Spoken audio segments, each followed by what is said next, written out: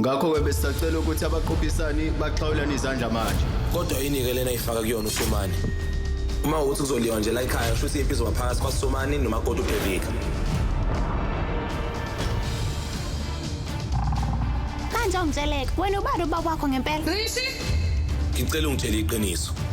Urishi indodana yami noma kayona?